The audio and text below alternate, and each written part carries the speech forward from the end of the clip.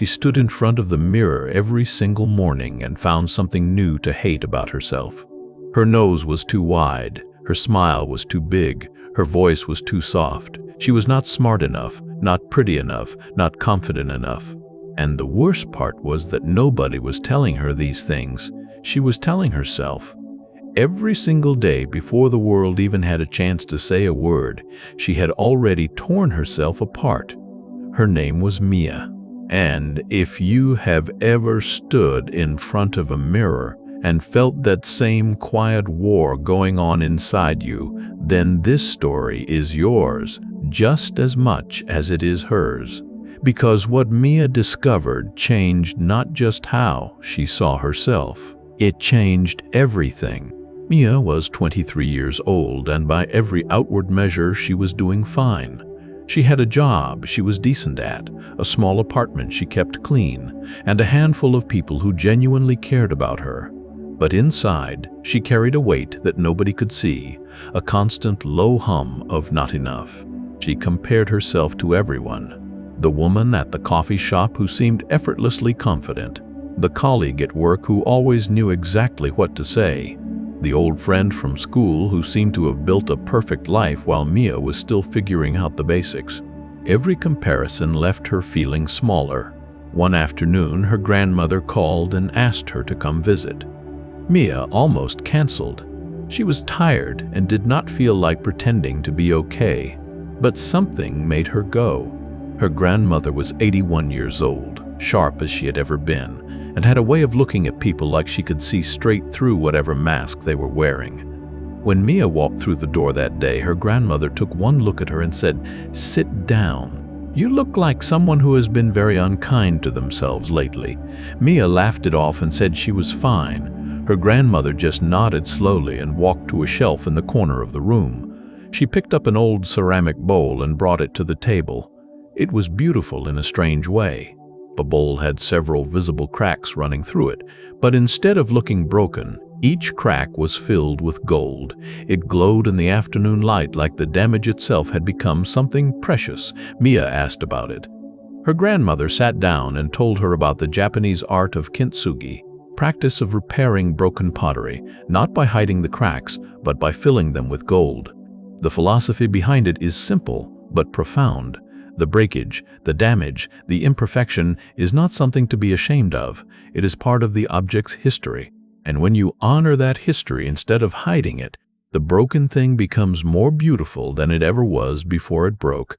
Her grandmother placed the bowl gently in Mia's hands and said, "You keep looking for a version of yourself that has no cracks, but that version does not exist. It never has, and it never will. Not for you. Not for me, not for a single person who has ever lived on this earth. The question is not how do I become perfect? The question is how do I stop being ashamed of being real?" Mia sat with that for a long time.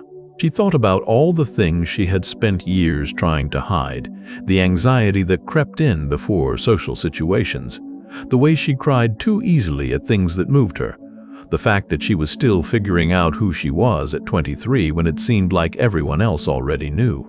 She had treated every one of those things like a flaw to be corrected, a crack to be plastered over before anyone could see it. But what if those things were not flaws at all?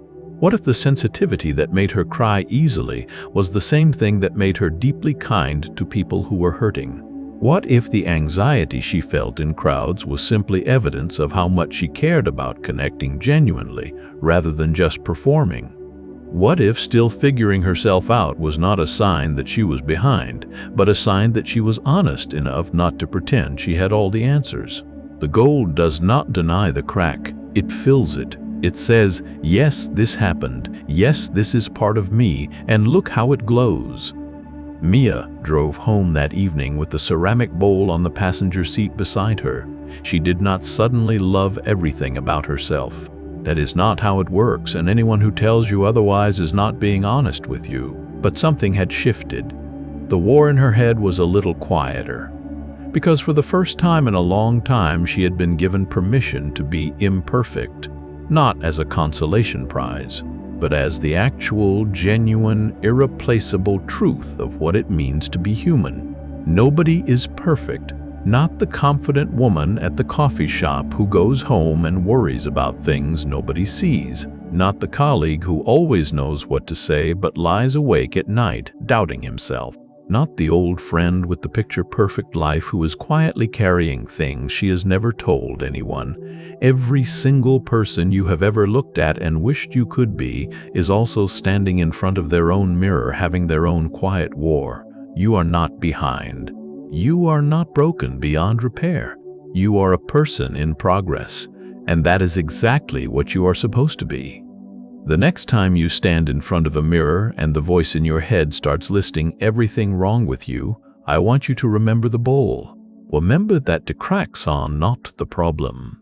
The shame about the cracks is the problem. And shame loses its power the moment you decide to look at yourself with the same kindness you would offer to someone you love.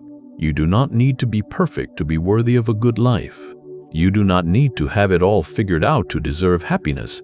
You do not need to fix everything about yourself before you are allowed to feel proud of who you are. You are enough, right now, exactly as you are, with every crack, every scar, every part of you that is still healing. If this story touched something in you today, please share it with someone who needs to hear it. Subscribe for more stories like this every week, and drop a comment below and tell me one thing about yourself that you are learning to accept. I will read every single one. You are more beautiful than you know.